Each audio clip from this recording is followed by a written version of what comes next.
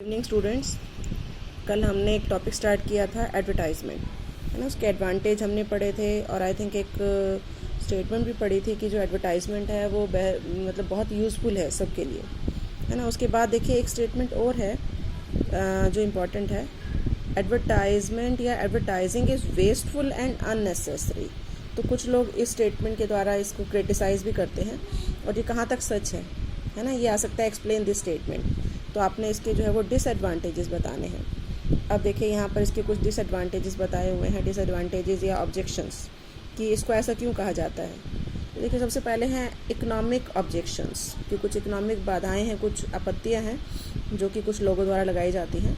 सबसे पहला वो कहते हैं कि जो एडवर्टाइजमेंट है वो प्रोडक्टिव नहीं है, इससे किसी चीज़ का प्रोडक्शन नहीं होता है ना, लेकिन पैसे खर्च होते हैं, तो इसलिए ये ज़्यादा यूज़फुल नहीं है। सेकेंड वो कहते हैं इंक्रीज इन कोस्ट, किससे कोस्ट बढ़ती है ना। जो प्रोडक्ट 2 रुपये का है वो 10 रुपये का हो जाता है, कि एडवर्टाइजमेंट में जितना अमाउंट हम स्पेंड करते हैं उतना आप प्रोडक्शन में कर लीजिए या चीप रेट पर भी आप कंज्यूमर्स को प्रोवाइड कर सकते हैं।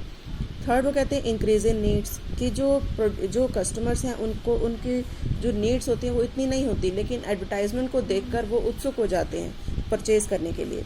उनको लगता है ये हमारी आवश्यकता है ना, जबकि पहले उनको नहीं पता होता। और फोर्थ वन वो कहते हैं कि मोनोपोली को बढ़ावा मिलता है ना, कि उनको ये लगता है कि एडवर्टाइजमेंट के द्वारा एक बड़ी कंपनी की बाज़ार के बहुत बड़े हिस्से पर एकाधिकार कर लेती है, जबकि जो छोटी छोटी कंपनीज हैं जिनके पास इतना पैसा नहीं है कि वो एडवर्टाइजमेंट कर सकें, उनका प्रोडक्ट अच्छा होता है लेकिन वो बेच नहीं पाते, है ना। और एक जो वेस्टेज को प्रोत्साहन मिलता है, कि वेस्टफुल एक्सपेंडिचर है जो एडवर्टाइजमेंट है, क्योंकि जो कंपनी है वो ये जो अमाउंट खर्च कर रही है, जैसे पहले बताया था कि प्रोडक्टिव नहीं है, तो जो कंज्यूमर्स हैं वो अपने पुराने प्रोडक्ट को छोड़कर वो नए प्रोडक्ट परचेज़ करना शुरू कर देते हैं, है ना। तो इससे जो है वेस्ट होता है। जैसे न्यू टेक्नोलॉजी आ गई, स्मार्टफोन आ गए, तो सबने क्या किया, कीपैड वाले फ़ोन छोड़ दिए और स्मार्टफोन जो है वो यूज़ करने शुरू कर दिए, तो वो क्या हो गए, वेस्ट हो गए।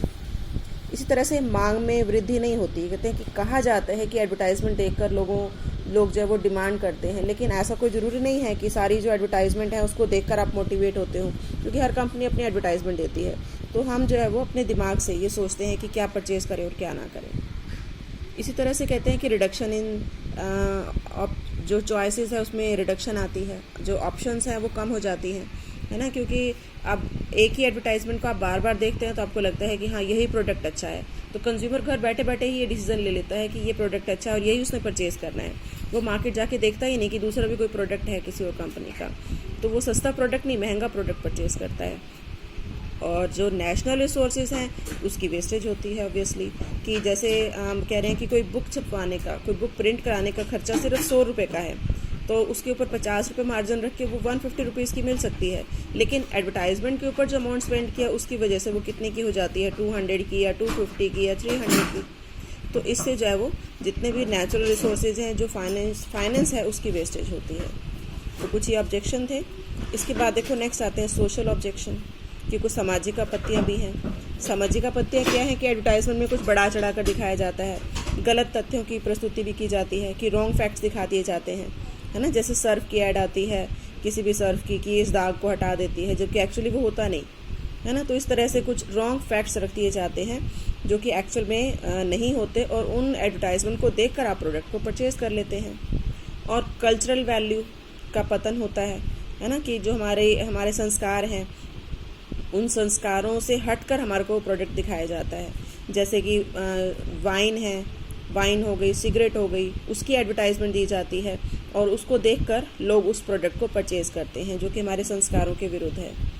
और इसी तरह से प्रेस को प्रभावित करना, कि जो जैसे न्यूज़पेपर हैं या जो मीडिया है, टेलीविज़न है, उसको प्रभावित करने के लिए, कि उनका जो मेन इनकम का सोर्स है वो क्या है, एडवर्टाइजमेंट है, इसलिए जो प्रोड्यूसर हैं उनको मोटिवेट करते हैं कि आप आएँ और यहाँ पर अपनी एडवर्टाइजमेंट दें, है ना, ताकि उनकी जो कॉस्ट कम हो जाए। तो इस वजह से उनको मोटिवेशन मिलता है।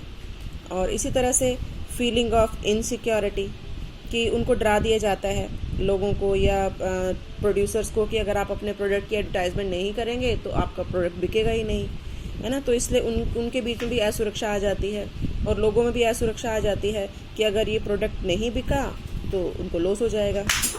इसी तरह से आर्टिफिशियल प्रोडक्ट डिफ्रेंशिएशन भी कई बार लाया जाता है, कि जो परचेज़र हैं उनको भ्रमित करने के लिए कई बार ये कहा जाता है कि ये प्रोडक्ट उससे बेटर है, उसको डिफरेंट करके दिखा दिया जाता है, जबकि वो होता ही नहीं, होता सेम है ना, सिर्फ एडवर्टाइजमेंट में उसको अलग दिखा दिया जाता है।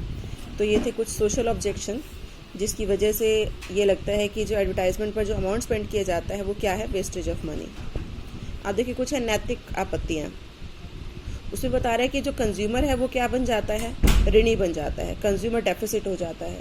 जैसे सपोज़ आपकी कैपेबिलिटी नहीं है गाड़ी परचेज़ करने की, आपके पास अमाउंट नहीं है, तो जो सेलर है वो आपको कुछ प्रलोभन देते हैं, लालच देते हैं कि आप पेमेंट इंस्टॉलमेंट में कर देना, आप छोटी इंस्टॉलमेंट बनवा लो, है ना, या आपकी सैलरी से डायरेक्ट कट जाएगी। तो इस तरह का जो प्रलोभन देते हैं उससे वो जो कैपेबल नहीं होते उस प्रोडक्ट को परचेज़ करने के, वो भी परचेज़ कर लेते हैं और वो क्या बन जाते हैं, ऋणी बन जाते हैं।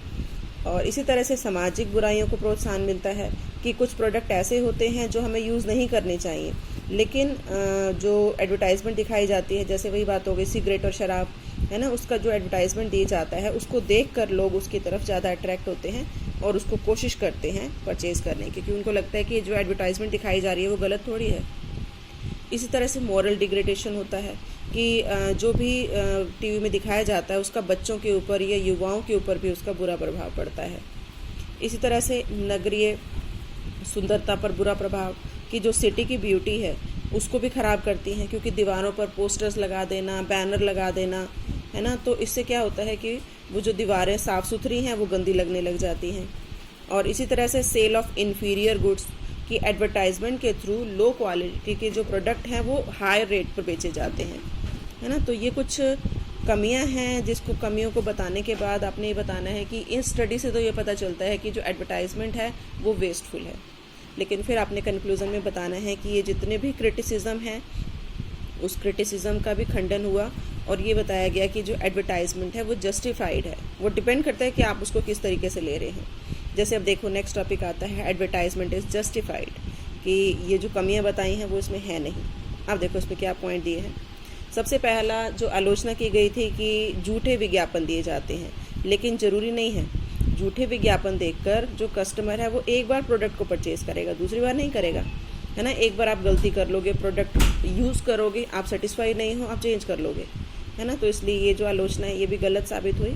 उसके बाद सेकंड आता है इंफॉर्मेटिव मैसेज, कि इसके अंदर जो मैसेज दिए जाते हैं, जैसे वो कहते हैं कि संस्कारों के विरुद्ध हैं या कुछ ऐसे मैसेज दिए जाते हैं जिससे गलत इन्फॉर्मेशन मिलती है। तो इट्स नॉट नेसेसरी।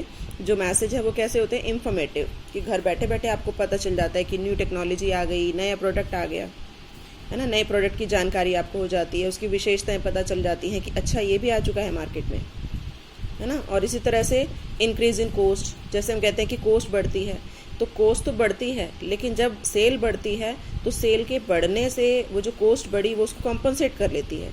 जैसे कि बड़े पैमाने की जो लागतें हैं, लागतों का जो बेनिफिट है वो आप उठा सकते हैं। तो ये ज़रूरी नहीं है कि अगर आप एडवर्टाइजमेंट के ऊपर अमाउंट स्पेंड करेंगे तो उससे कोस्ट बढ़ेगी, है ना। उसके बाद देखो कुछ और भी जस्टिफाई करने के लिए दिया हुआ है। मूल्यों में स्थिरता, कि एक सेकंड,